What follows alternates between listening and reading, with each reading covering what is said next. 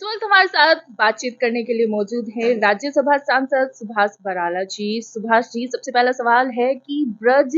जलाभिषेक यात्रा जो निकली है, पिछली बार काफी हंगामा हुआ था, तो इस बार क्या कुछ तैयारियां हैं आपकी? देखिए, पिछली बार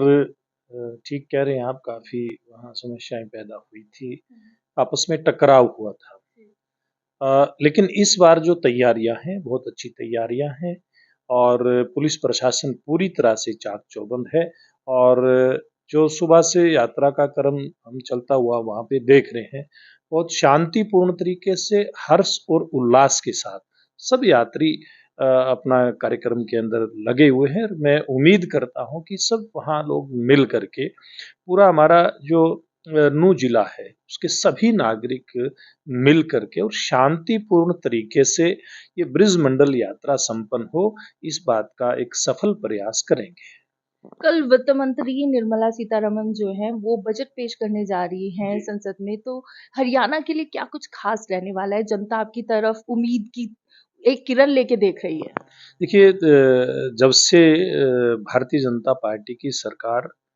देश के अंदर बनी, यानी कि 10 साल पूरे करके अब अगले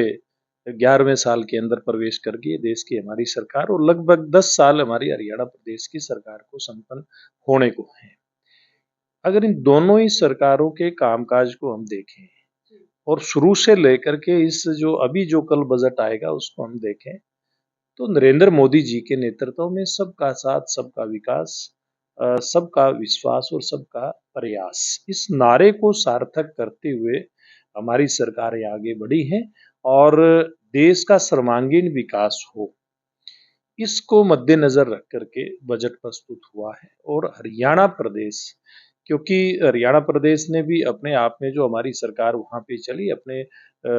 टैक्स कलेक्शन से लेकर के हर सिस्टम को ठीक किया है, अपने खर्चे संतुलित किए हैं और पैसे का सदुपयोग इन 10 साल के अंदर हुआ। तो केंद्र सरकार ने भी हरियाणा प्रदेश को दिल खोल करके पैसा दिया है और मैं उम्मीद करता हूँ पूरे देश के साथ साथ ये बजट हरियाणा के लिए भी विशेष रहने वाला है।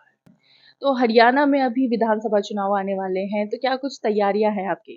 देखिए, पूरी तैयारी के साथ भारतीय जनता पार्टी आगे बढ़ रही है। लगातार आप देख रहे हैं कि हमारे चुनाव प्रभारी धर्मेंद्र प्रधान जी, हमारे संगठन के प्रभारी सतीश पूनिया जी और अन्य जो हमारे संगठन से जुड़े लोग हैं, वो लगातार अपनी बैठकें कर रहे हैं। लगातार नीचे तक संगठन हमारा गतिमान है, नीचे तक की बैठकें हमारी चल रही हैं। अभी हमारा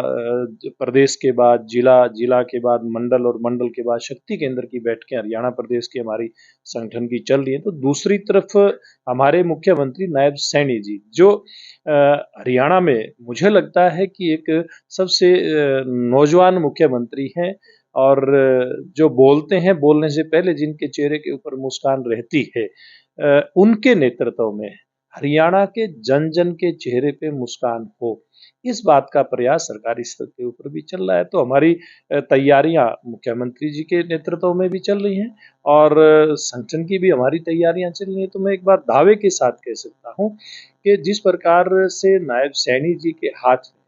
अब बागडोर आई है, तो जो एक हरियाणा, विकसित हरियाणा की नींव, एक पारदर्शी सिस्टम की नींव मनोहर लाल जी के नेतृत्व में रखी गई थी, हमारे ये नौजवान हमारे मुख्यमंत्री उसको और आगे बढ़ाने का काम करेंगे। और निश्चित रूप में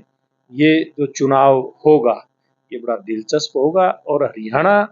के राजनीतिक दृष्टिकोण से अगर हम देखें, तो जैसे देश के अंदर पहली बार हुआ है गैर कांग्रेसी सरकार के नाते, जवाहरलाल नेहरू के बाद मोदी जी ऐसे अकेले व्यक्ति हैं जिन्होंने तीसरी बार प्रधानमंत्री पद की शपथ ली है। तो वैसे ही जैसे केंद्र के अंदर लगातार तीसरी बार कोई सरकार, गैर कांग्रेसी सरकार पहली बार बनी है, वैसा ही हरियाणा प्रदेश के अंदर होगा कि कोई गैर कांग्रेसी सरकार तीसरी बार हरियाणा प्रदेश के अंदर सत्ता में आएगी। और जनता को क्या कुछ खास कहना चाहेंगे आप? देखिए, मैं जनता को एक बात कहना चाहूँगा, इन 10 साल के अंदर पहले आदरणीय मनोहर लाल जी के नेतृत्व में और फिर अब नायब सैनी जी के नेतृत्व में हमने एक पारदर्शी सरकार दी है। हमने मेरिट के आधार पर बेरोजगार नौजवान को रोजगार देने का काम किया है। हमने गरीब तक जो केंद्र और प्रदेश सरकार की जन कल्याण की योजनाएं हैं, उनका लाभ नीचे तक पहुंचे, इस बात को सुनिश्चित किया है। हमने इस बात को सुनिश्चित किया है कि जो ग्रामीण विकास है, शहर के साथ-साथ हरियाणा प्रदेश के गाँव का भी समान रूप से विकास हो, इसके लिए जो बजट कांग्रेस पार्टी की सरकार में 600 करोड़ का था हरियाणा प्रदेश का, उसको 12 गुना बढ़ा करके 7300 करोड़ करने का काम किया है। हरियाणा प्रदेश के अंदर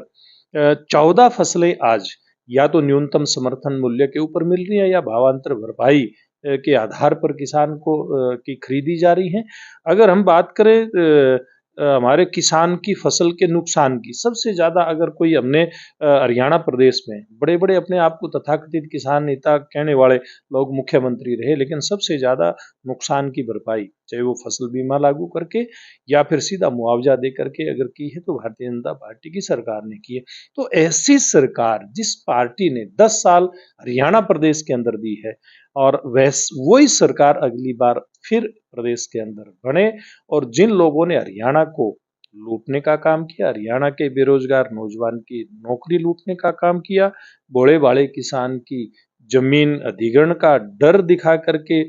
वो लूटने का काम किया, सरकार के संसाधनों को अपने परिवार, अपने लोग और उनके जो धन बटोरने वाले आसपास के लोग थे, उनके हाथों में सौंपने के, हरियाणा के सारे संसाधन सौंपने का जो काम किया, ऐसी सरकार दोबारा से हरियाणा प्रदेश के अंदर ना आए और एक विकासशील सरकार, पारदर्शी सरकार, ईमानदार सरकार नायब सैनी जी के नेतृत्व में बने, इस बात की अपील मैं आपके माध्यम से करना चाहूंगा। बहुत बहुत धन्यवाद।